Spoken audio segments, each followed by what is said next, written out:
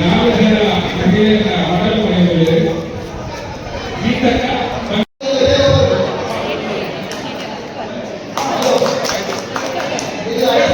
ಇವತ್ತು ನಾವು ಒಂದು ಒಳ್ಳೆಯ ಕಾರ್ಯಕ್ರಮದ ಚಾಲನೆಯನ್ನು ಕೂಡ ಇವತ್ತು ಕೊಟ್ಟಿದ್ದಾರೆ.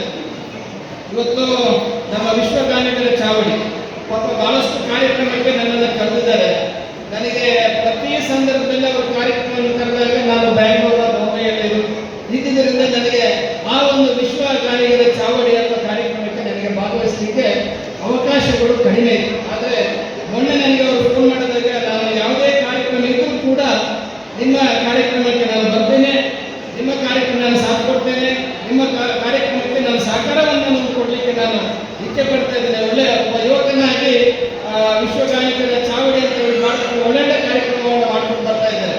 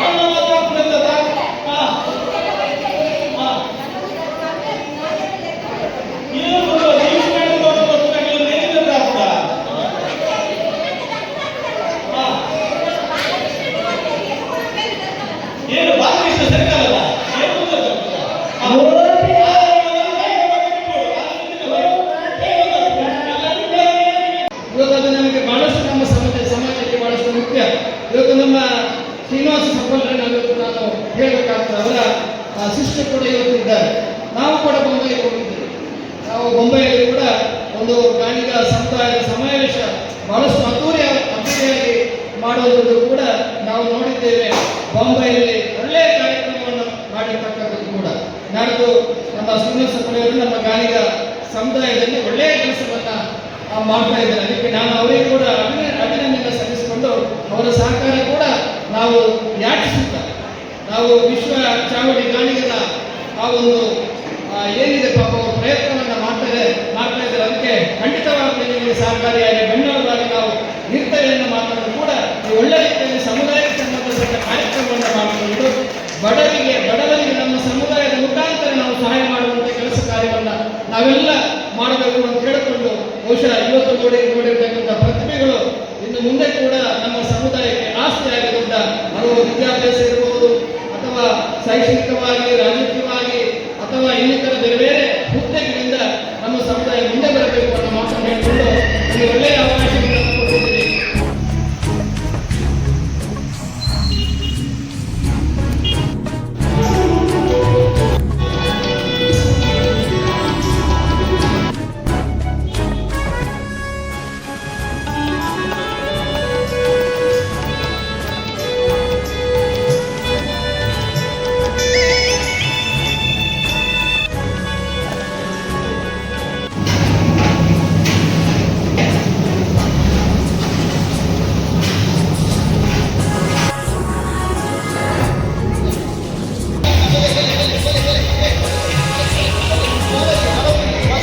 మళ్ళీ బోనస్ పాయింట్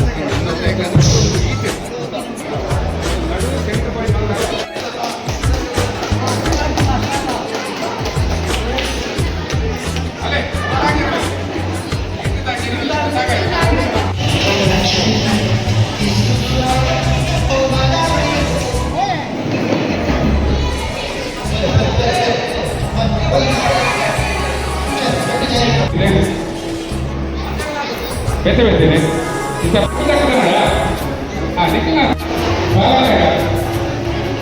ಅಂಜೋಗಿ ಮಾತಾಡ್ತೀವಿ ತಿಂಗಳಿಗೆ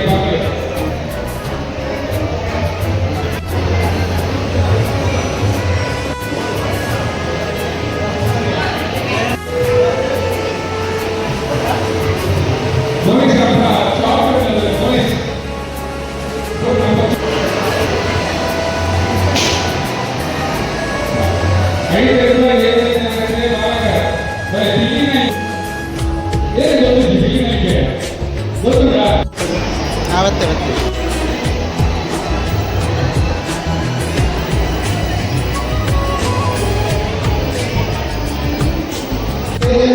ವಿದ್ಯಾರ್ಥಿಗಳು ಅವರು ಕೊಂಚಗಳಲ್ಲಿ ನಾನು 5ರಿಂದ 7 ಮಾತ್ರ ಹೈಸ್ಕೂಲಲ್ಲಿ ಮೇಲೊಂದು ಹೈಸ್ಕೂಲಲ್ಲಿ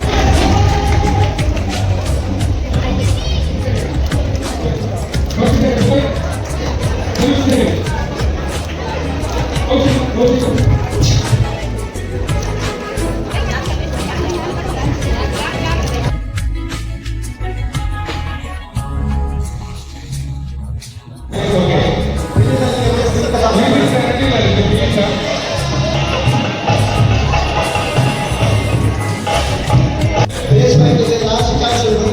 ಈಗ ಒಂದೇ ಟ್ರ್ಯಾಕ್ಗೆ ಬಿಟ್ಟು ಲಾಸ್ಟ್ ಚಾನ್ಸ್ ಒಂದು ಅವಕಾಶ ಉಂಟು. ಆ ಡ್ಯಾನ್ಸ್ ಮಾತ್ರ ಬಂದ ಕೌಂಟರ್ ಬರ್ತದೆ ಉದಾಹರಣೆ ಗೊತ್ತುಂಟು.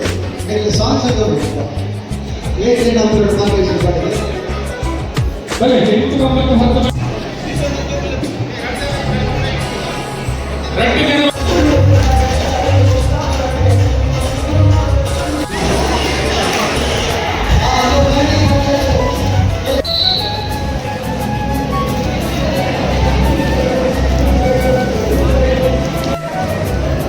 बढ़िया वापस ಮಾಡಿ ನನಗೆ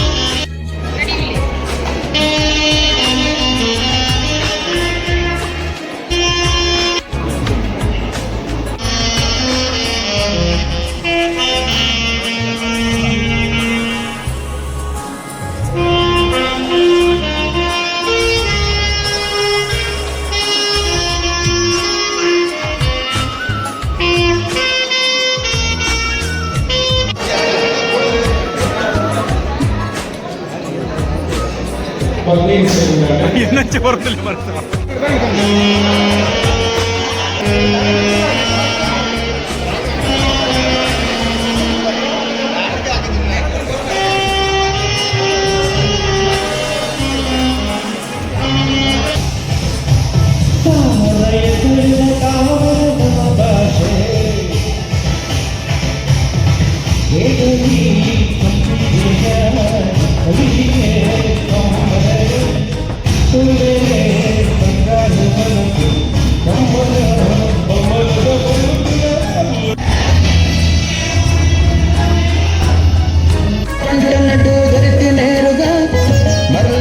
ಶೂರ ನಾರಸಿಂಹ ರಕ್ತಗ ಚಕ್ರವರ್ತಿ ಬಲಿಟ ಭೂಮಿ ನಟ್ಟನಾರಗ ಚಕ್ರಧಾರಿ ಅದಿತ ಪುತ್ರ ವಾಮನೆತ್ತಗ